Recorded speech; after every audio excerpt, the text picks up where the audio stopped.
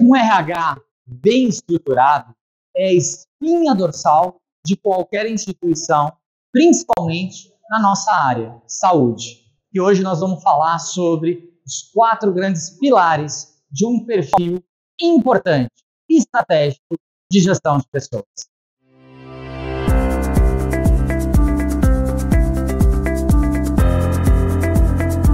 Eu sou Fabrício, sou diretor executivo da Fator RH e nós estamos começando 5 minutos de gestão, diretamente hoje, em especial, da CMB, Congresso das Santas Casas no Brasil. E aqui na CMB, nós estamos discutindo muito, além de toda a problemática dos filantrópicos, como construir equipes de alta performance.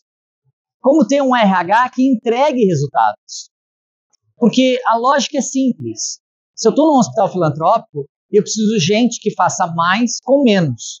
E o primeiro pilar é produtividade. Eu não posso ter um RH que fique esperando fazer programas de gestão só quando tem dinheiro, só quando tem recursos. Não. Num hospital filantrópico, recurso é um bem escasso.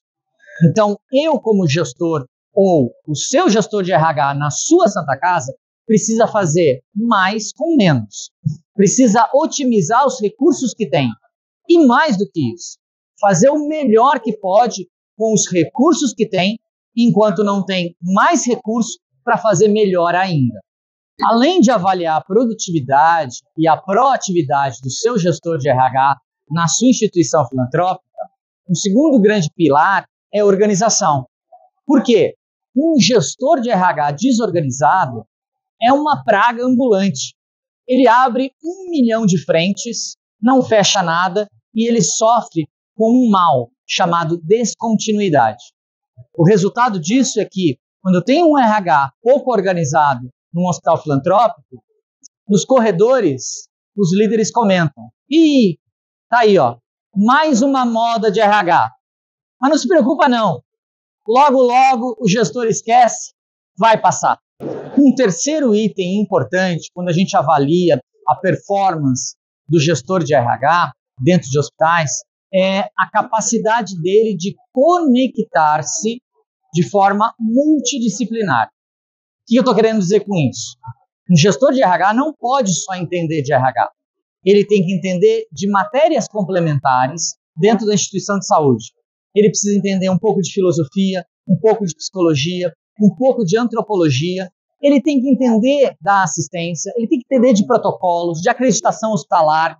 Ele precisa se conectar à multidisciplinariedade para entender melhor a variabilidade humana, para entender melhor por que o médico faz isso no centro cirúrgico, por que a enfermeira é tão resistente quando a gente propõe um projeto de capacitação. Então, um líder numa área tão estratégica que se chama pessoas, precisa estar muito conectado às melhores práticas e a contextos complementares. Se ele fizer isso, ele consegue entregar um resultado muito melhor. Pensando nessa multidisciplinaridade que o gestor e a equipe do RH precisa ter, a gente sempre lembra daquela velha história, Não adianta a gente ser, o RH não pode ser aquele que só faz uma coisa. Ele não pode ser um profissional de uma nota só, sem repertório. Às vezes a gente fala assim, quero fazer tudo e não faço nada. Eu também não posso exagerar em querer abarcar o mundo inteiro e o RH entender plenamente de faturamento quando isso, de fato, não é tão importante. O quarto e último pilar que você, como diretor executivo, como administrador hospitalar, precisa enxergar no seu RH é um RH que transpire comunicação. Ele precisa ter estratégias de endomarketing. Precisa ser um RH que faça a diferença, que contagie pessoas. Um RH que se comunica bem é um RH que faz barulho, mas barulho no bom sentido. É o entusiasmo, é a vontade, é fazer a diferença e não ser mais um no meio da multidão. Se o seu RH não faz barulho, alguma coisa está errada. Se o seu RH não se faz lembrar, provavelmente esquecido está.